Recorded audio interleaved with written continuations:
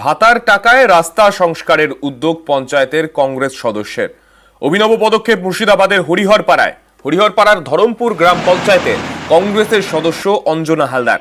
এই এলাকায় ৯ নম্বর সংসদে একাধিক রাস্তা বেহাল, বর্ষায় দুর্ভোগ চরমে ওঠে সেখানে। অঞ্জনার অভিযোগ, কংগ্রেসের সদস্য হওয়ায় এলাকার উন্নয়নে বাধা দেওয়া হচ্ছে, ফলে নিজেই উদ্যোগ নিয়ে রাস্তা সারানোর কাজে হাত দিয়েছেন তিনি। জনসংযোগ করেছে মেম্বার, পঞ্চায়েতে কোনো কাজ পাইনি পর্যন্ত। আমরা কোনো জায়গায় যেখানে দরকার হচ্ছে সেখানে হচ্ছে, কিন্তু করলে এটা ব্যক্তিগত পয়সা দিয়ে করেছে। আমার করেছে, ভালো লাগছে। রাস্তাটা নিজে বেতন তুলে কটা মাটি ফেলে রাস্তাটা করলাম।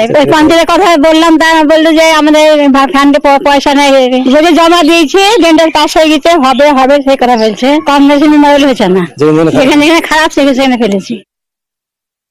পথশ্রী প্রকল্পের মধ্য দিয়ে এবং আমাদের মাননীয় বিধায়ক নিয়ামত শেখ সাহেবের সাহায্যে আমরা হরিয়াপাড়া ব্লকে অন্ততপক্ষে এই 1 বছরে প্রায় 50 কোটি টাকার ওপর পথশ্রী প্রকল্পে রাস্তার কাজ চলছে। সেখানে তিনি একটা গ্রাম পঞ্চায়েতের সদস্য কোনো একটা পাড়ার গলিতে বা কোনো একটা জায়গাতে 2 গাড়ি বা 3 গাড়ি আধলা ফেলে দিয়ে এটা উনি একটা প্রচার পাওয়ার চেষ্টা করছেন।